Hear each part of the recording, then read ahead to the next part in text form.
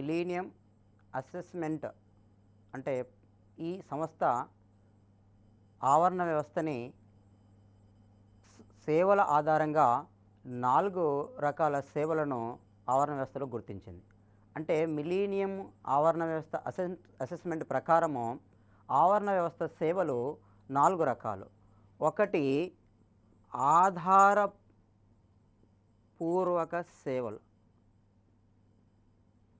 ఆధారపూర్వక సేవలు. రెండవది సరుకు రూప సేవలు. మూడవది నియంత్రణాత్మక సేవలు. నాలుగవది సాంస్కృతిక లేదా సంస్కృతి సంబంధ సేవలు.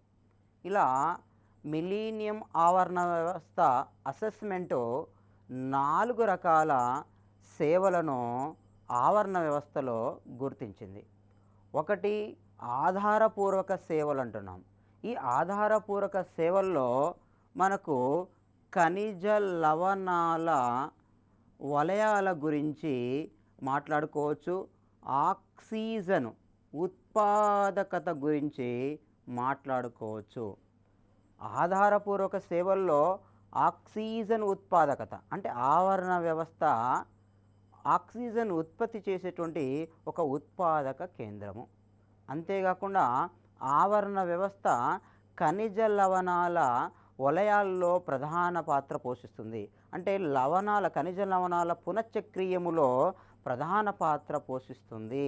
అంటే నైట్రోజన్ వలయములో కానీ, ఫాస్ఫరస్ వలయములో కానీ, కార్బన్ వలయములో కానీ, ఇంకా ఆక్సిజన్ వలయములో కానీ మొత్తం మీద ఖనిజ లవణాల వలయాలలో ఈ ఆవరణ వ్యవస్థ సేవను గుర్తించడం జరిగింది. ఆ సేవలను మనము ఆధారపూర్వక సేవలని పిలుస్తున్నాం. ఇంకా సరుకు రూప సేవలు. ఈ సరుకు రూప సేవల్లో అంటే ఆవరణ వ్యవస్థలోని సరుకులు అంటే అది ఆహారం కావచ్చు, నారలు కావచ్చు, ఇంకా ఇంధనం కావచ్చు. ఈ ఆహారము, నారలు, ఇంధనము అనేవి సరుకు రూప సేవలు. ఇవి ఆవరణ వ్యవస్థలో ఉన్నటువంటి మనకు ఉత్పత్తులు అని చెప్పవచ్చు. ఇంకా ఆ తర్వాత నియంత్రణాత్మక సేవలు. ఈ నియంత్రణాత్మక సేవల్లో ప్రధానమైనటువంటిది నీటి శుద్ధత.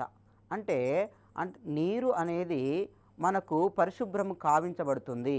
అంటే జీవుల యొక్క చర్యల ఫలితంగా నీరు పరిశుభ్రం కావించబడుతుంది. కాబట్టి నీటి పరిశుద్ధతలో కూడా ఆవరణ వ్యవస్థ సేవ కనబడుతుంది. అంతేకాకుండా మనకి ఇంకా చెప్పాలంటే వరదల నివారణ అంటే వరదల నివారణలో కూడా ఆవరణ వ్యవస్థ కీలక పాత్ర పోషిస్తుంది.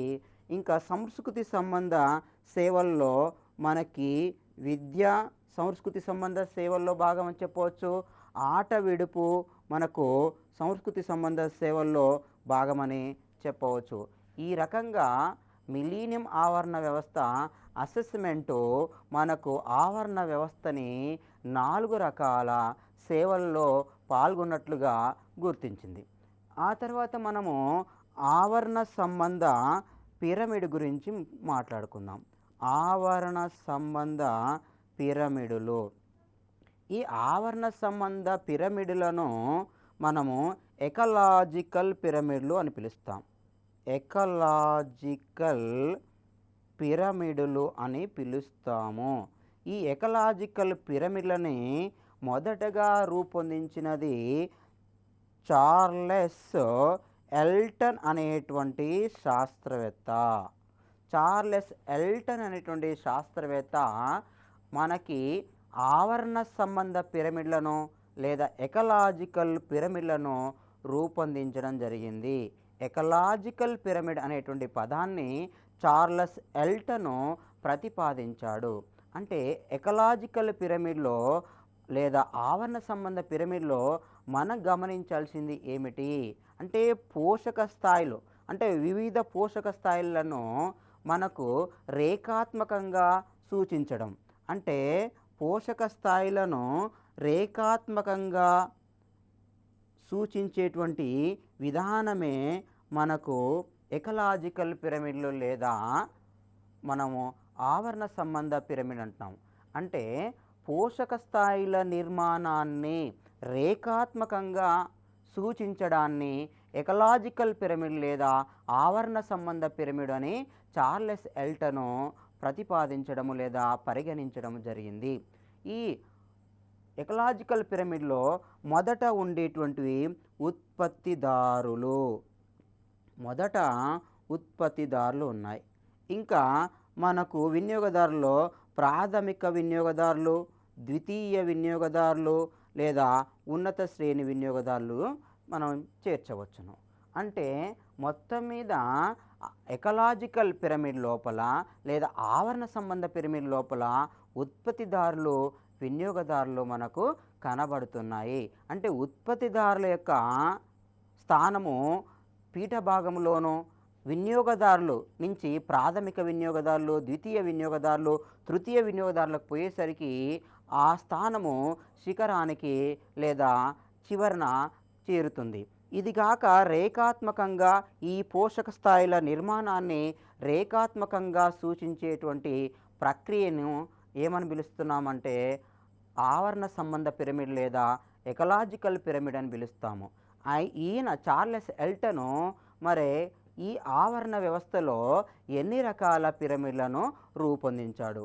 ఆవరణ వ్యవస్థలో చార్లెస్ ఎల్టన్ 3 రకాల పిరమిడ్లను రూపొందించాడు. ఒకటి సంఖ్యా సంబంధ పిరమిడ్లు,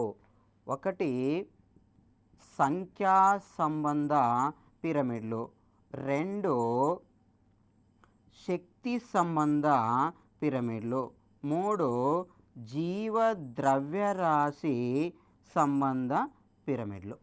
మనకి ఎకలాజికల్ పిరమిడ్లు 3 రకాలు. ఒకటి సంఖ్యా సంబంధ పిరమిడ్లు, 2 శక్తి సంబంధ పిరమిడ్లు, 3 జీవ ద్రవ్యరాశి సంబంధ పిరమిడ్లు. ఇక్కడ ఈ సంఖ్యా సంబంధ పిరమిడ్లు తీసుకున్నట్లయితే అంటే సంఖ్యాత్మకంగా ఆ ఆవరణ వ్యవస్థ యొక్క పిరమిడ్ను నిర్మిస్తున్నాము. అంటే సంఖ్యను తీసుకుంటున్నాము. ఉదాహరణగా సంఖ్యా సంబంధ పిరమిడ్కు ఉదాహరణగా కొలను తీసుకున్నట్లయితే ఆ కొలను లోపల ఉన్నటువంటి ఉత్పత్తిదారుల సంఖ్య చాలా ఎక్కువగా ఉంటుంది. కాబట్టి పీఠ భాగంలో ఉన్న ఉత్పత్తిదారుల సంఖ్య ఎక్కువ. ఆ తర్వాత ప్రాథమిక వినియోగదారులను గాక తీసుకున్నట్లయితే ఈ ప్రాథమిక వినియోగదారులలో సంఖ్య ఉత్పత్తిదారులతో పోల్చినప్పుడు కొంచెం తక్కువగా ఉంటుంది. అలాగే ద్వితీయ వినియోగదారులను తీసుకున్నప్పుడు ఇంకా తక్కువగా ఉంటుంది. తృతీయ వినియోగదారులను తీసుకున్నప్పుడు ఇంకా తక్కువగా ఉంటుంది. అంటే ఈ రకంగా కొలన ఆవరణ వ్యవస్థ యొక్క సంఖ్యా సంబంధ పిరమిడ్ను చూసినట్లయితే మనము ఇక్కడ గీసినటువంటి విధానములోనే కనబడుతుంది. ఇలా పిరమిడ్ కనబడింది అంటే ఇది నిటారుగా కనబడేటువంటి పిరమిడ్ అని పిలుస్తాము. అంటే పిరమిడ్ సాధారణంగా నిటారుగా కనబడవచ్చు లేదా తలకిందులుగా కనబడవచ్చు. కాబట్టి ఇక్కడ సంఖ్యా సంబంధ పిరమిడ్ను మనము కొలన ఆవరణ వ్యవస్థలో చూసినప్పుడు మనకు అది నిటారుగా కనబడుతుంది, ఒక శంకు ఆకారములో మనకు కనబడుతుంది. అంటే కొలన ఆవరణ వ్యవస్థ యొక్క ఉత్పత్తిదారుల సంఖ్య వినియోగదారుల సంఖ్య కన్నా అధికమని తెలుస్తుంది. అలాగే ఈ సంఖ్యా సంబంధ పిరమిడ్ను మనము చెట్టు ఆవరణ వ్యవస్థకి ఆపాదించినట్లయితే అంటే చెట్టు ఆవరణ వ్యవస్థలో అంటే చెట్టుని తీసుకున్నట్లయితే లేదా ఒక వృక్షాన్ని తీసుకున్నట్లయితే ఒకే వృక్షం పైన అనేక పక్షులు ఉంటాయి, వినియోగదారులవి. ఆ పక్షుల పైన అనేక కీటకాలు ఉంటాయి, కాబట్టి అవి కూడా వినియోగదారులే. ఇక్కడ సంఖ్యా సంబంధ పిరమిడ్ను వృక్ష ఆవరణ వ్యవస్థలో చెట్టు ఆవరణ వ్యవస్థలో కాక చూసినట్లయితే మనకు తలకిందులుగా కనబడుతుంది. అంటే చెట్టు ఒక సంఖ్యలో ఒకటేగానే కనబడుతుంది, దానిపైన ఉన్నటువంటి పక్షులు ఎక్కువగా కనబడుతున్నాయి, దానిపైన ఉన్నటువంటి సూక్ష్మజీవులు ఇంకా ఎక్కువ కనబడుతున్నాయి. కాబట్టి చెట్టు ఆవరణ వ్యవస్థలో మనము సంఖ్యా సంబంధ పిరమిడ్ కాక నిర్మించినట్లయితే అది మనకు తలకిందులుగా కనబడుతుంది. ఇక రెండవది శక్తి సంబంధ పిరమిడ్. ఈ శక్తి సంబంధ పిరమిడ్ అన్ని ఆవరణ వ్యవస్థల్లో నిటారుగానే కనబడుతుంది. ఎందుకంటే శక్తి అనేది ఒక పోషక స్థాయి నుంచి ఇంకొక పోషక స్థాయికి వెళ్ళేసరికి తగ్గుతుంది అనుకున్నాం మనం. అంటే శక్తి ఒక పోషక స్థాయి నుంచి ఇంకొక పోషక స్థాయికి వెళ్ళేసరికి కేవలము 10% మాత్రమే ఆ పోషక స్థాయిలో నిల్వ ఉంటుందని లిండేమన్ అనేటువంటి శాస్త్రవేత్త గుర్తించాడు కాబట్టి దాన్ని లిండేమన్ పోషక సూత్రం అని కూడా పిలుస్తాము. అంటే లిండేమన్ పోషక సూత్రము ప్రకారము శక్తి అనేది 10% మాత్రమే ఒక పోషక స్థాయిలో ఉంటుంది, మిగిలిన 90% వ్యర్థమైపోతుంది అని తెలుస్తుంది. కాబట్టి లిండేమన్ ప్రకారము శక్తి ఒక పోషక స్థాయిలో లేదా ఒక పోషక స్థాయి నుంచి ఇంకో పోషక స్థాయికి చేరేసరికి కేవలం 10% శక్తి మాత్రమే చేరుతుంది. అది మాత్రమే అది మనకు ఆ పోషక స్థాయిలో కనబడుతుంది. మిగిలిన 90% అది వ్యర్థమవుతుంది అనేటువంటి విషయము అర్థమవుతుంది. దీన్నే మనము లిండేమన్ పోషక స్థాయి సూత్రము లేదా పోషక సూత్రం అని పిలుస్తాం. ఇక్కడ శక్తి సంబంధ పిరమిడ్లు గాక చూసినట్లయితే ఇక్కడ శక్తి అనేది ఉత్పత్తిదారుల నుంచి ప్రాథమిక వినియోగదారులకి, ప్రాథమిక వినియోగదారుల నుంచి ద్వితీయ వినియోగదారులకి, ద్వితీయ వినియోగదారుల నుంచి తృతీయ వినియోగదారులకి, ఉన్నత శ్రేణి ఈ తృతీయ వినియోగదారులకి వెళ్ళేసరికి శక్తి క్రమంగా తగ్గిపోయింది. కాబట్టి ఇది ఎల్లప్పుడూ నిటారుగానే ఉంటుంది. ఇది సర్వసాధారణంగా అందరూ సులభంగా గుర్తుంచుకోవాల్సిన పాయింట్ ఏంటంటే శక్తి సంబంధ పిరమిడు ఎల్లప్పుడూ నిటారు. అది కొలన ఆవరణ వ్యవస్థ అయినా, చెట్టు ఆవరణ వ్యవస్థ అయినా, అడవి ఆవరణ వ్యవస్థ అయినా, గడ్డి మైదాన ఆవరణ వ్యవస్థ అయినా, ఇంకా ఏ రకమైనటువంటి మంగ్రూ ఆవరణ వ్యవస్థ అయినా, ఏ ఆవరణ వ్యవస్థ అయినా శక్తి సంబంధ పిరమిడ్ గాక పరిశీలిస్తే అది ఎల్లప్పుడూ నిటారుగానే ఉంటుందనేటువంటి విషయాన్ని గుర్తుపెట్టుకోవాలి. ఇంకా మూడవది చూసుకున్నట్లయితే జీవ ద్రవ్యరాశి సంబంధ పిరమిడు. ఈ జీవ ద్రవ్యరాశి సంబంధ పిరమిడ్లో అంటే జీవుల అంటే పోషక స్థాయిల్లో ఉన్నటువంటి జీవుల ద్రవ్యరాశి యొక్క అంటే పరిమాణాన్ని గాక తీసుకున్నట్లయితే, ఆ భారాన్ని గాక తీసుకున్నట్లయితే అది మనము ఒక రేఖాత్మకంగా సూచించినట్లయితే అది ఒక పిరమిడ్ రూపంలో మనకు కనబడుతుంది. ఇక్కడ జీవ ద్రవ్యరాశి సంబంధ పిరమిడు మనకు కొలన్కు మనం అనువర్తింప చేద్దాం. కొలన ఆవరణ వ్యవస్థలో మనకి జీవ ద్రవ్యరాశి పిరమిడ్ గాక తీసుకున్నట్లయితే చిన్న చిన్న కీటకాలని చిన్న చేపలు భక్షిస్తాయి. అప్పుడు చిన్న చేపల యొక్క బరువు చిన్న చిన్న కీటకాల కన్నా చాలా ఎక్కువ. ఆ చిన్న చేపల్ని పెద్ద చేపలు భక్షిస్తాయి. అప్పుడు చిన్న చేపల బరువు కన్నా పెద్ద చేపల బరువు ఇంకా ఎక్కువ. ఇప్పుడు మనము ఉత్పత్తి అంటే ఈ పోషక స్థాయిల్లో మధ్య సంబంధాన్ని లేదా జీవద్రవ్యరాశి పరిమాణాన్ని లేదా బరువును ఆధారంగా చేసుకొని ఈ రేఖాచిత్రాన్ని గాక నిర్మించినట్లయితే ఇది మనకు తలకిందులుగా కనబడుతుంది. అంటే జీవద్రవ్యరాశి సంబంధ పిరమిడు కొలన ఆవరణ వ్యవస్థలో గాక చూసినట్లయితే అది మనకు తలకిందులుగా కనబడుతుంది. ఎందుకంటే కీటకాల యొక్క జీవద్రవ్యరాశి చాలా తక్కువ చిన్న చేపల కంటే, చిన్న చేపల యొక్క జీవద్రవ్యరాశి పెద్ద చేపల కంటే ఇంకా తక్కువ. కాబట్టి పెద్ద చేపలు ఇంకా తిమింగలాలతో పోలిస్తే ఇంకా తక్కువ. కాబట్టి ఇక్కడ ఈ జీవద్రవ్యరాశి సంబంధ పిరమిడు తలకిందులుగా మనకు కనబడుతుంది. ఇది ఈ ఆవరణ సంబంధ పిరమిడ్లకు సంబంధించినటువంటి వివరణ. అంటే ఆవరణ సంబంధ పిరమిడ్లో మనం ఏం తెలుసుకున్నాము అంటే వివిధ పోషక స్థాయిల్లో ఉన్నటువంటి పోషక స్థాయిల నిర్మాణాన్ని ఆధారంగా చేసుకొని ఒక రేఖాత్మక చిత్రణను లేదా సంబంధాన్ని మనము వివరించాము. ఇది ఆవరణ సంబంధ పిరమిడ్లకు సంబంధించినటువంటి వివరణ. ఇక ఆ తర్వాత ఇంకొక టాపిక్లో గాక వెళ్ళినట్లయితే అది అనుక్రమము. ఈ అనుక్రమాన్ని మనము సక్సేషన్ అని పిలుస్తాము. అనుక్రమకాన్ని మనం సక్సేషన్ అని పిలుస్తాము. అనుక్రమకము అంటే ఏమిటి అంటే ఒక ప్రదేశములో ఉన్నటువంటి జీవ సంపద లేదా ఈ జీవులు మరొక జీవుల చేత క్రమక్రమంగా ఆక్రమించబడము. అంటే ఒక సమూహము మరొక సమూహం చేత క్రమక్రమంగా ఆక్రమించడము లేదా ఆవరణ వ్యవస్థలో ఉన్నటువంటి వివిధ రకాల సమూహాలు వేరొక సమూహాల చేత క్రమక్రమంగా ఆక్రమించబడడాన్ని మనము అనుక్రమకము అని పిలుస్తాము. అనుక్రమకము అనే పదాన్ని మొదటగా హాల్ట్ అనేటువంటి శాస్త్రవేత్త ప్రతిపాదించాడు. అనుక్రమము లేదా అనుక్రమము లేదా అనుక్రమకము అనేటువంటి పదాన్ని మొదటగా హాల్ట్ అనేటువంటి శాస్త్రవేత్త ప్రతిపాదించాడు. ఈ హాల్ట్ ప్రకారము అనుక్రమకము అంటే ఏమిటి? వాస్తవంగా అనుక్రమకం అంటే ఏమిటి అంటే, ఒక ప్రదేశములో ఉన్నటువంటి లేదా ఆవరణ వ్యవస్థలో ఉన్నటువంటి జీవ సమూహాలు వేరొక సమూహాల చేత క్రమక్రమంగా ఆక్రమింపబడడమే మన అనుక్రమము. ఈ అనుక్రమానికి సంబంధించినటువంటి నిర్వచనాలు తీసుకున్నట్లయితే, మొదటగా ఓడము అనేటువంటి శాస్త్రవేత్త ఇచ్చినటువంటి నిర్వచనాన్ని తీసుకుందాము. ఏమన్నాడు ఓడము?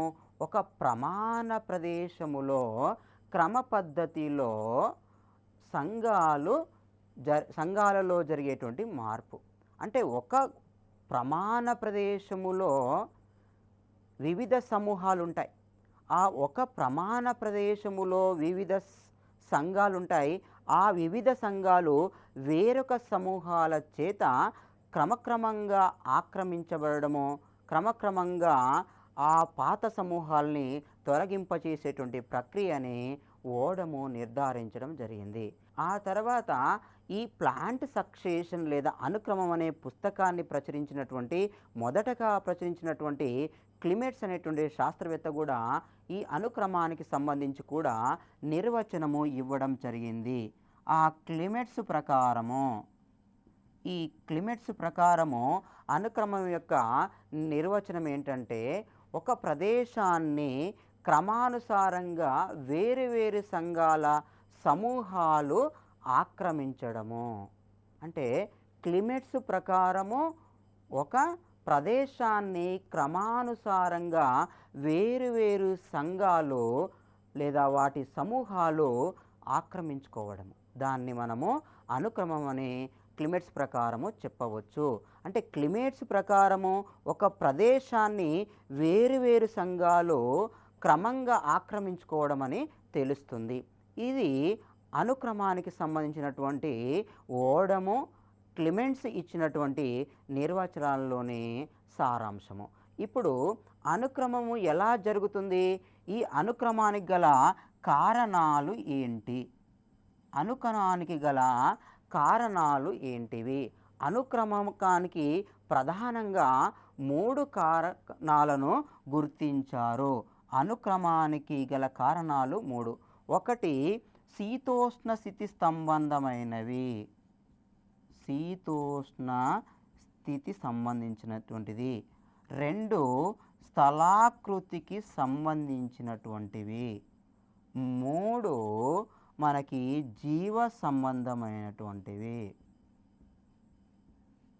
అంటే మనకి అనుక్రమానికి 3 రకాల కారణాలను గుర్తించడం జరిగింది. 1 శీతోష్ణ స్థితి సంబంధమైన కారణాలు, 2 స్థలాకృతి సంబంధమైన కారణాలు, 3 జీవ సంబంధ కారణాలను గుర్తించడం జరిగింది.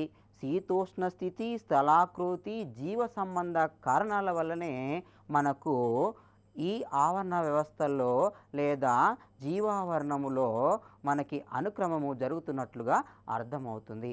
అయితే ఈ జీవావరణంలో లేదా ఆవరణ వ్యవస్థలో అనుక్రమము జరిగేటువంటి విధానాన్ని గాక పరిశీలించినట్లయితే, అంటే ఇప్పుడు అనుక్రమము జరిగేటువంటి విధానాన్ని గురించి మాట్లాడుకుందాము. అనుక్రమము జరిగే విధానము. ఈ అనుక్రమము జరిగే విధానము ప్రధానంగా మనకి న్యూడేషను, ప్రవాసము, ఎకసిసు, సంకలనము, పోరాటము, ప్రతిచర్య, చరమదశతో కూడుకున్నటువంటిది. అంటే అనుక్రమము జరిగే విధానాన్ని గాక పరిశీలించినట్లయితే దాంట్లో మనకు వివిధ రకాల ప్రక్రియలు లేదా వివిధ రకాల అంశాలు కనబడుతున్నాయి. అందులో 1 నొడేషన్ కనబడుతుంది, 2వది ఎకసిస్ కనబడుతుంది, 3వది ప్రమాసం కనబడుతుంది, 4వది సంకలనం కనబడుతుంది, 5వది పోరాటం కనబడుతుంది, 6వది ప్రతిచర్య కనబడుతుంది, 7వది మనకు చరమదశ కనబడుతుంది. ఇది అనుక్రమము జరిగేటువంటి విధానములో ఉన్నటువంటి అంశాలుగా లేదా ప్రక్రియలుగా మనము చెప్పవచ్చును. ముందుగా మనము న్యూడేషన్ గురించి మాట్లాడుకుందాము. న్యూడేషన్ ఈ నుడేషన్ అంటే ఏమిటి అంటే వాస్తవంగా నుడేషన్ అంటే బంజరు భూములు ఏర్పడేటువంటి విధానము. నుడేషన్ అంటే బంజరు భూములు ఏర్పడేటువంటి విధానము. మరి బంజరు భూములు ఎలా ఏర్పడతాయి ఒక ఆవరణ వ్యవస్థ నుంచి అంటే శీతోష్ణ స్థితి సంబంధం కారణాల వల్ల, స్థలాకృతి సంబంధ కారణాల వల్ల, లేదా జీవులకు సంబంధించినటువంటి కారణాల వల్ల. అంటే బంజరు భూములు ఏర్పడడానికి కారణం ఏంటంటే శీతోష్ణ స్థితి సంబంధ కారణాలు ఉన్నాయి, నెక్స్ట్ స్థలాకృతి సంబంధించినటువంటి కారణాలు ఉన్నాయి, మూడవది జీవ సంబంధమైన కారణాలు ఉన్నాయి. ఒకటి స్థలాకృతికి సంబంధించినటువంటి కారణమే, శీతోష్ణ స్థితికి సంబంధించిన కారణమే, నెక్స్ట్ జీవ సంబంధమైన కారణాలు. ఈ శీతోష్ణ స్థితి, స్థలాకృతి, జీవ సంబంధ కారణాల వల్ల మనకి దీనితో పాటుగా ఇంకా ఇతర కారకాల వల్ల కూడా ఆవరణ వ్యవస్థలో బంజరు భూములు ఏర్పడేటువంటి ప్రక్రియనే మనము న్యూడేషన్ అని పిలుస్తాము. అంటే నుడేషన్ అంటే సింపుల్గా చెప్పాలంటే శీతోష్ణ స్థితి, స్థలాకృతి, జీవ సంబంధతో పాటుగా ఇతర కారకాల వల్ల ఆ ప్రదేశములో బంజరు భూము ఏర్పడేటువంటి ప్రక్రియనే మనము న్యూడేషను అని పిలుస్తాము. ఈ నుడేషన్ జరిగిన తర్వాత అంటే బంజరు భూములు ఏర్పడిన తర్వాత ఇంకా ఏం జరుగుతుంది? ఆక్రమణ జరుగుతుంది. అంటే ఏదో ఒక ఇతర జీవ సమూహం వచ్చి అక్కడ చేరడం జరుగుతుంది. దాన్నే మనము ఆక్రమణ అని పిలుస్తాము. ఏదో ఒక జీవ సమూహము లేదా మొక్కలు వచ్చి చేరడాన్ని మనం చేరినట్లయితే ఆ మొక్కలను మనం ఏమని పిలవాలంటే పయనీరు ప్లాంట్స్ అని పిలవాలి. అంటే బంజరు భూముల్లో మొదటగా చేరేటువంటి మొక్కలను మనము పయనీర్ ప్లాంట్స్ అని పిలుస్తున్నాము. వాటిని ప్రారంభ మొక్కలు అని పిలుస్తున్నాము. పయనీర్ ప్లాంట్స్ లేదా ప్రారంభ మొక్కలు అంటే బంజరు భూములు అంటే ఎలాంటి మొక్కలు లేనటువంటి ప్రదేశము. ఇది న్యూడేషన్ అనేటువంటి ప్రక్రియ ద్వారా ఏర్పడింది. ఈ బంజరు భూములు ఏర్పడిన తర్వాత వచ్చేటువంటి లేదా వచ్చి చేరేటువంటి మొక్కలను లేదా మొదటగా వచ్చినటువంటి మొక్కలను మనం ప్రారంభపు మొక్కలు లేదా వాటిని పయనీర్ ప్లాంట్స్ అని పిలుస్తున్నాము. పయనీర్ అంటే ప్రారంభము లేదా మొదట అనేటువంటి అర్థం వస్తుంది. ఇక్కడ పయనీర్ ప్లాంట్స్ తర్వాత ఏం జరుగుతుంది అంటే ఎకసిస్ జరుగుతుంది. ఈ ఎకసిస్ అంటే ఏమిటి మరే? ఎకసిస్ అంటే ప్రారంభ మొక్కలు నూతన పరిస్థితుల్లో స్థిరపడము ఎకసిస్. ముందుగా బంజరు భూములు ఏర్పడ్డాయి. బంజరు భూముల తర్వాత ప్రారంభ మొక్కలు వచ్చినాయి లేదా వాటిని పయనీర్ ప్లాంట్స్ అంటున్నాం. ఈ పయనీర్ ప్లాంట్స్ ఆ నూతన పరిస్థితులను తట్టుకొని అక్కడ స్థిరపడడాన్ని మనము ఎకసిస్ అని పిలుస్తున్నాము. ఎకసిస్ అంటే ప్రారంభపు మొక్కలు లేదా పయనీర్ ప్లాంట్స్ నూతన ప్రదేశములో అక్కడ ఉన్నటువంటి వాతావరణానికి అనుకూలంగా ఉండి స్థిరపడడం అని గుర్తుంచుకోవాలి. ఆ తర్వాత ఏం జరుగుతుంది? ఇంకా వివిధ రకాలైనటువంటి ప్రక్రియలు జరుగుతూనే ఉంటాయి. ఈ ఎకసిస్ జరిగేటప్పుడే వాటి జీవుల మధ్య ప్రతిచర్యలు జరగడము, అక్కడ సంకలనము జరగడము, తర్వాత పోటీ ప్రక్రియ కనబడుతుంది. అంటే వాటి మధ్య కాంపిటీషన్, దాన్ని మనము రియాక్షన్ అని పిలుస్తున్నాము. తర్వాత ప్రతిచర్యను మనం రియాక్షన్ అంటున్నాము. తర్వాత కాంపిటీషన్ కూడా ఆ మొక్కల మధ్య, ఆ విస్తరణలో మొక్కల మధ్య కూడా కనపడుతుంది. చివరికి ఆ మొక్కలు అక్కడ స్థిరపడడం జరుగుతుంది. దాన్ని మనము ఎకసిస్ అని పిలుస్తున్నాము. ఇది అనుక్రమం జరిగేటువంటి విధానానికి సంబంధించినటువంటి సంక్షిప్త వివరణ. అంటే అనుక్రమం జరిగే విధానములో మనం ముఖ్యంగా పోటీ పరీక్షలను దృష్టిలో పెట్టుకొని గాక గుర్తుంచుకోవాల్సింది ఒకటి నుడేషను, రెండవది ఎకసిస్.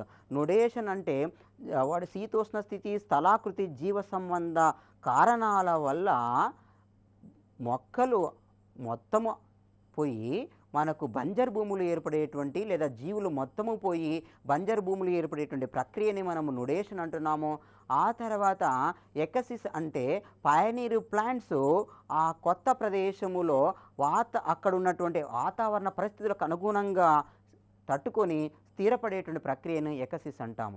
నొడేషన్, ఎకసిస్ అనే పదాలు శాస్త్రీయమైనవి కాబట్టి విద్యార్థులు తప్పనిసరిగా ఈ అంశాన్ని గుర్తుంచుకోవాల్సి ఉంటుంది. ఆ తర్వాత మనము అనుక్రమ రకాల గురించి మాట్లాడుకుందాము. అనుక్రమములో ఉన్నటువంటి రకాలు. ఈ అనుక్రమం రకాలు సాధారణంగా 2 రకాలు. ఒకటి ప్రాథమిక అనుక్రమము. ప్రాథమిక అనుక్రమము దాన్నే ప్రైమరీ సక్సెషన్ అంటాము. రెండవది ద్వితీయ అనుక్రమము, దీన్నే సెకండరీ సక్సెషన్ అని పిలుస్తాము. అనుక్రమము రకాలు. అనుక్రమము 2 రకాలుగా ఉంటుంది. ఒకటి ప్రాథమిక అనుక్రమము ప్రైమరీ సక్సెషన్, రెండవది ద్వితీయ అనుక్రమము సెకండరీ సక్సెషన్. ప్రాథమిక అనుక్రమము ఎప్పుడు జరుగుతుంది అంటే బంజరు భూముల్లో జరిగేటువంటి అనుక్రమాన్ని మనం ప్రాథమిక అనుక్రమం అని పిలవచ్చు.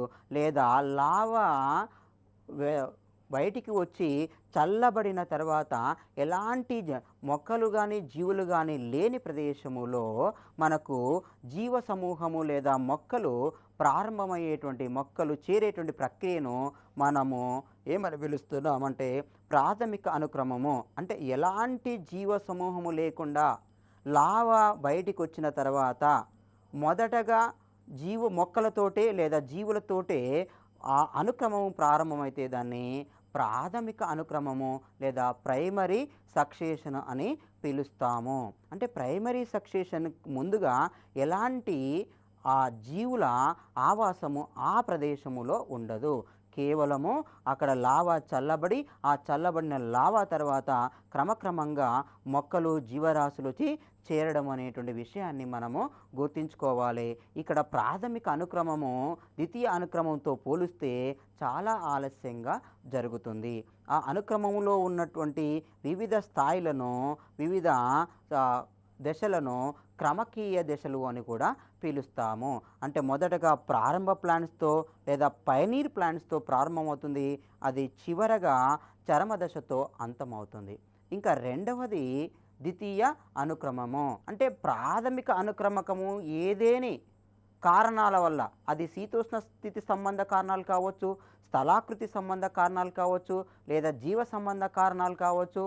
ఈ ఏదేని కారణాల ఫలితంగా మనకు ప్రాథమిక అనుక్రమములో ఉన్నటువంటి మొక్కల సమూహాలు లేదా జీవ సమూహాలు వేరొక సమూహాల చేత ఆక్రమించబడినట్లయితే దాన్ని మనము ద్వితీయ అనుక్రమకము అని పిలుస్తాము.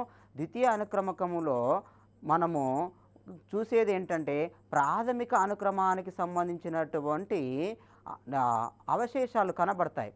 కాబట్టి ప్రాథమిక అనుక్రమము నశించిపోయిన తర్వాత లేదా ప్రాథమిక అనుక్రమం స్థానములో ద్వితీయ అనుక్రమకము జరిగినట్లుగా మనకు కనబడుతుంది. అంటే ద్వితీయ అనుక్రమకము ప్రాథమిక అనుక్రమం జరిగేటువంటి విధానంతో పోలిస్తే, ఆ కాలంతో పోలిస్తే ద్వితీయ అనుక్రమమే ప్రాథమిక అనుక్రమం కన్నా త్వరగా జరుగుతుందని అర్థమవుతుంది. అంతేకాకుండా ఈ అనుక్రమంకు సంబంధించినటువంటి గతంలో అడిగినటువంటి ప్రశ్నలు కాక పరిశీలించినట్లయితే ఒక స్పష్టమైనటువంటి సంక్లిష్టమైనటువంటి ప్రశ్న మనకు కనబడుతుంది. ఒకటి, ఆవరణ క్రమము దేని పరస్పర సంబంధాన్ని సూచిస్తుంది? ఆవరణ క్రమము దేని పరస్పర సంబంధాన్ని సూచిస్తుంది? ఒకటవది, ప్రకృతిలో జీవించి ఉన్న వాటిలో, అంటే కేవలం ఇక్కడ జీవించి ఉన్నటువంటి వాటి మధ్యనే సంబంధాన్ని మాట్లాడుతున్నాడు. రెండవ దాంట్లో మొక్కలు, జంతువులు, సూర్యుడు, అంటే జీవ నిర్జీవ అనుఘటకాలు, ఒకటే నిర్జీవ అనుఘటకం తీసుకున్నాడు. తర్వాత మూడవ దాంట్లో జీవం ఉన్న జీవము లేని ప్రకృతిలోని శక్తి చక్రాలు, అంటే ఒక జీవ సమూహము లేదా మొక్కల సమూహం, జంతు సమూహము, ఇతర జీవ సమూహము వేరొక సంఘాల చేత ఆక్రమించుకోవడము అనేది మనం అనుక్రమంగా భావిస్తున్నాము. కాబట్టి మూడవ ఆప్షన్లో జీవం ఉన్న జీవము లేని ప్రకృతిలోని శక్తి చక్రాల గురించి వివరించేదిగా మనకు అనుక్రమము లేదా పరస్పర సంబంధాన్ని వివరించేదిగా అనుక్రమాన్ని భావించవచ్చు. నాలుగవ దాంట్లో మైక్రోబులు, వృక్షాలు, జంతువులు. ఇక్కడ కేవలము జీవ సంబంధాల జీవ అనుఘటకాల మధ్య ఉన్నటువంటి సంబంధాన్ని వివరించడం జరుగుతుంది. అంటే ఈ ప్రశ్నలో సాధారణంగా నిశితంగా ఆలోచించినట్లయితే మనకు జీవ అనుఘటకాలు అవసరమే, మరి నిర్జీవ అనుఘటకాలు అవసరమే, వాటి మధ్య సంబంధాన్ని గురించి లేదా వాటిలో ఉన్నటువంటి ఆహార పదార్థాల రవాణా లేదా శక్తి చక్రాల గురించినటువంటి వివరణ కూడా అవసరం అనే విషయాన్ని మనం గుర్తించాలి. అంతేకాకుండా నెక్స్ట్ అనుక్రమము జరిగేటువంటి ప్రదేశాలు తీసుకున్నట్లయితే, అంటే జలావరణ వ్యవస్థలో లేదా జలము లోపల అనుక్రమం ప్రారంభమైతే దాన్ని జలా అనుక్రమం అని, అంటే నీటి లోపల అనుక్రమం ప్రారంభమైతే అది నీటి అనుక్రమం లేదా హైడ్రార్క్ అని పిలుస్తాము, జలానుక్రమం అని పిలుస్తాము. ఈ జలానుక్రమంలో కూడా ఆ అనుక్రమం ప్రారంభమైన తర్వాత వివిధ రకాల సంఘాలు వస్తాయి, వివిధ రకాల దశలు వస్తాయి, చివరికి చరమ దశతో ఆ జల అనుక్రమము అంతమవుతుంది. నెక్స్ట్ ఇక జలావరణ వ్యవస్థలో ప్రధానంగా కొలన ఆవరణ వ్యవస్థకు సంబంధించినటువంటి ఆ జోన్లను లేదా మండలాలను గాక తీసుకున్నట్లయితే ఈ కొలన ఆవరణ వ్యవస్థలో ఉన్నటువంటి మండలాల గురించి మాట్లాడుకుందాము. ఈ కొలన ఆవరణ వ్యవస్థలో మనకి సాధారణంగా 3 రకాల మండలాలు కనబడతాయి. కొలన ఆవరణ వ్యవస్థలో మనకు 3 రకాల మండలాలు కనబడతాయి. ఒకటి మనకు ఉన్నటువంటి మండలం ఏంటంటే ప్రధానంగా వెలాంచల మండలం, దీన్నే వేలాంచల మండలం అని కూడా పిలుస్తాము, అంటే ఉపరితల మండలం అని కూడా పిలుస్తాము. ఒకటి వేలాంచల మండలము, రెండవది లిమ్నాటిక్ మండలము, మూడవది మనకు ప్రొఫండలు మండలము. ఈ కొలన ఆవరణ వ్యవస్థలో 3 రకాల మండలాల గురించి మీకు తప్పనిసరిగా అవగాహన ఉండాలి. కొలన ఆవరణ వ్యవస్థలో 3 రకాల మండలాలను గుర్తించడం జరిగింది. మొదటిది మనము వేలాంచల మండలం అని పిలుస్తున్నాము. ఈ వేలాంచల మండలం అనేది ఆ సరస్సు యొక్క చివరన, అంటే సరస్సు యొక్క చివరన లోతు తక్కువగా ఉన్నటువంటి మండలము, అధికంగా కాంతి ప్రసరణ కూడా ఉంటుంది.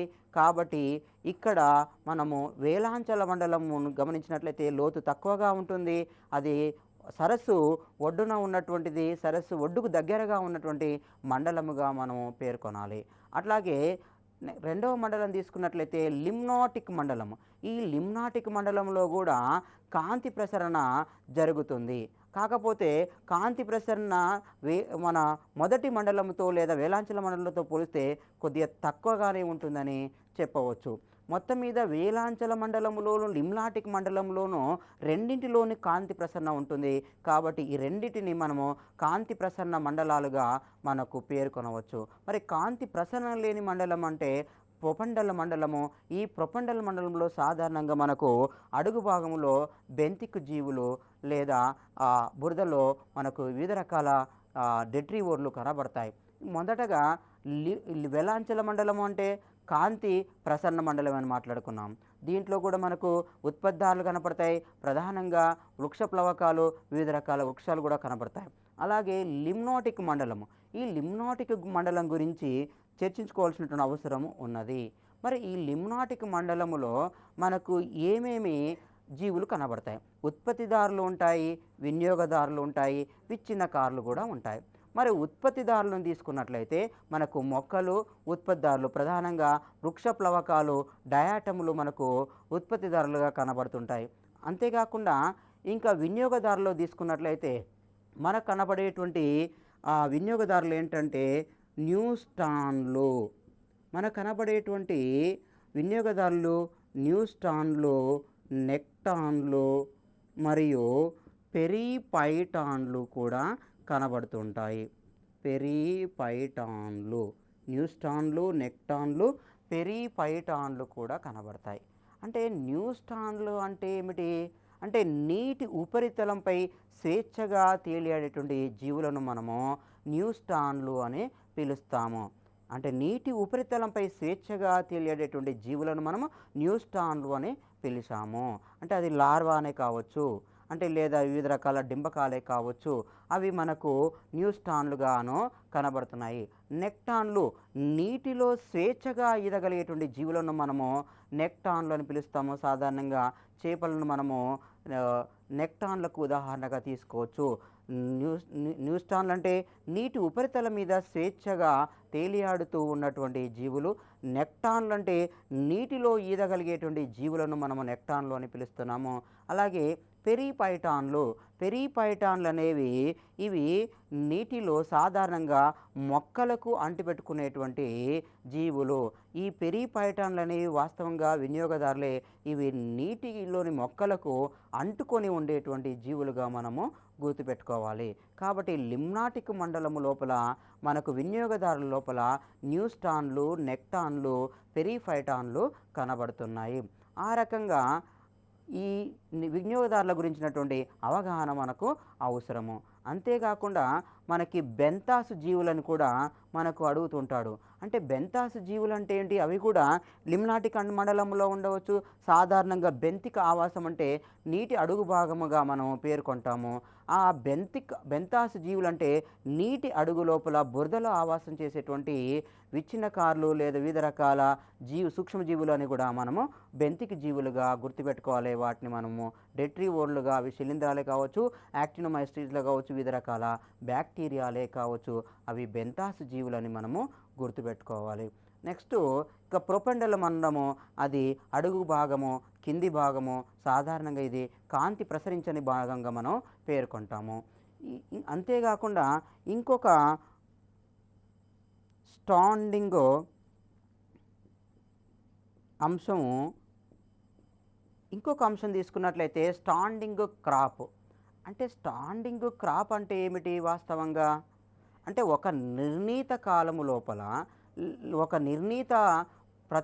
నిర్ణీత కాలము లోపల ప్రతి పోషక స్థాయిలో ఉండేటువంటి జీవద్రవ్యరాశిని లేదా పదార్థ ద్రవ్యరాశిని మనము స్టాండింగ్ క్రాప్ అని కూడా పిలుస్తాము. అంటే ఇక్కడ ఒక నిర్ణీత కాలములో ప్రతి పోషక స్థాయి, అది ఉత్పత్తిదారే కావచ్చు, వినియోగదారులు కావచ్చు, లేదా ప్రాథమిక వినియోగదారులు, ద్వితీయ తృతీయ ఏదేని పోషక స్థాయి కావచ్చు. ఆ నిర్ణీత కాలములో ప్రతి పోషక స్థాయిలో ఉండేటువంటి పదార్థ ద్రవ్యరాశిని మనము స్టాండింగ్ క్రాప్ అని పిలుస్తాము. ఇక్కడ ఈ స్టాండింగ్ క్రాప్తో కనెక్షన్ ఉన్నటువంటి ఒక పాయింట్ కూడా అవసరము. ఏమిటది? స్టాండింగ్ స్టేటు. స్టాండింగ్ స్టేటుకు స్టాండింగ్ క్రాప్కు గల సంబంధం ఏంటి అంటే, ఇక్కడ పదాలు ఒకే రకంగానే కనబడుతున్నాయి. స్టాండింగ్ క్రాప్ అంటే ఒక నిర్ణీత కాలములో ఒక ప్రదేశములో లేదా ఒక పోషక స్థాయి లేదా ప్రతి పోషక స్థాయిలో ఉన్నటువంటి పదార్థ ద్రవ్యరాశిని మనము స్టాండింగ్ క్రాప్ అన్నాం. మరి స్టాండింగ్ స్టేట్ అంటే ఏంటిది? ఇక్కడ స్టాండింగ్ స్టేట్ అంటే అక్కడ ఉన్నటువంటి ఖనిజ లవణాల స్థాయి. ఈ ఖనిజ లవణాల స్థాయిని మనము స్టాండింగ్ స్టేట్ అని పిలుస్తాము. అంటే ఖనిజ లవణాల స్థాయిని స్టాండింగ్ స్టేట్ అని, ఇక్కడ ఒక నిర్ణీత కాలములో ఉన్నటువంటి ప్రతి పోషక స్థాయిలో ఉన్నటువంటి పదార్థ ద్రవ్యరాశిని మనము స్టాండింగ్ క్రాప్ అని గుర్తుపెట్టుకోవాలి. కొన్ని పదజాలాలు, ఆవరణ శాస్త్ర పదజాలాలు లేదా పర్యావరణ సంబంధ పదజాలాలు చాలా ముఖ్యము. అవి పోటీ పరీక్షల్లో చాలా ఉపయోగపడతాయి. ఈ రెండు పదజాలాలు రాగానే కొన్ని అనుబంధ పదజాలాలు కూడా మనకు గుర్తొస్తాయి. అప్పుడు ఎకోటోన్ అని పిలుస్తాము. అంటే ఎకోటోన్ అంటే ఏమిటి? ఇది కూడా ఆవరణ వ్యవస్థలకు సంబంధించినటువంటి పదమే. ఈ ఎకోటోన్ అంటే ఏమిటి? వాస్తవంగా ఎకోటోన్ అంటే రెండు ఆవరణ వ్యవస్థలకు సంబంధించినటువంటి ఈ సంధి ప్రాంతము అని పిలవచ్చు. అంటే ఎకోటోన్ అంటే ఏం చేస్తున్నాము మనము? ఇది రెండు ఆవరణ వ్యవస్థలు, ఒకటోది ఏ ఆవరణ వ్యవస్థ, రెండవది బి ఆవరణ వ్యవస్థ. రెండు ఆవరణ వ్యవస్థల మధ్య, అంటే రెండు ఆవరణ వ్యవస్థలతో సంబంధాన్ని కలిగి ఉన్నటువంటి ఈ ప్రదేశము. అందుకే దీన్ని ఏమంటున్నాము? Barrier place. అంటే రెండు ఆవరణ వ్యవస్థలను కలిగి ఉన్నటువంటి ప్రాంతాన్ని మనము ఎకోటోన్ అని పిలుస్తాము. ఒకటి స్టాండింగ్ స్టేట్ వచ్చింది, ఒకటి ఎకోటోన్ వచ్చింది, రెండవ స్టాండింగ్ క్రాప్ వచ్చింది. కాబట్టి ఆవరణ వ్యవస్థలు కానీ ఆవరణ అనుక్రమం గురించి కానీ చదివేటప్పుడు విద్యార్థులు ఇలాంటి శాస్త్రీయ పదజాలాలని తప్పనిసరిగా గుర్తుంచుకోవాలి. అందులో ప్రధానంగా మీరు మళ్ళీ గుర్తుపెట్టుకోవాల్సినవి ఏంటంటే నొటేషన్ అవసరమే, ఎకసిస్ అవసరమే, స్టాండింగ్ స్టేట్ అవసరమే, స్టాండింగ్ క్రాప్ అవసరమే, ఎకో టోన్ అవసరమే, న్యూస్టాన్ అవసరమే, నెక్టాన్ అవసరమే, పెరిపైటాన్ అవసరమే, ఎకో సిస్టమ్ అవసరమే. తర్వాత ఎకోసిస్టంలో ఉన్నటువంటి రకాలు కూడా అవసరమే. ఎకోసిస్టంలో కూడా ఇంతకుముందు మనం మాట్లాడుకున్నాము. ఎకోసిస్టంలో ప్రధానంగా లెంటిక్ ఎకోసిస్టము, లోటిక్ ఎకోసిస్టము. ఈ లెంటిక్ ఎకోసిస్టమ్ మీద, లోటిక్ ఎకోసిస్టమ్ మీద, నెక్స్ట్ తర్వాత మన ఆవరణ సంబంధ పిరమిడ్ల గురించి మాట్లాడుకున్నాము. ఆవరణ సంబంధ పిరమిడ్ల మీద కూడా ప్రశ్నలు ఇంతకుముందు జరిగింది. ఆవరణ సంబంధ పిరమిడ్లను మొదటగా రూపొందించిన వాళ్ళు ఎవరు అని ప్రశ్నిస్తాడు. అప్పుడు మనకు ఓడమ్ ఇస్తాడు, మిశ్రా ఇస్తాడు, ఎల్టన్ ఇస్తాడు, తర్వాత టాన్స్లే ఇస్తాడు. కాబట్టి ఆవరణ సంబంధ పిరమిడ్లను రూపొందించిన వాళ్ళు ఎవరు అంటే చార్లెస్ ఎల్టన్ అనేటువంటి విషయాన్ని మీరు తప్పనిసరిగా గుర్తుపెట్టుకోవాల్సిందే.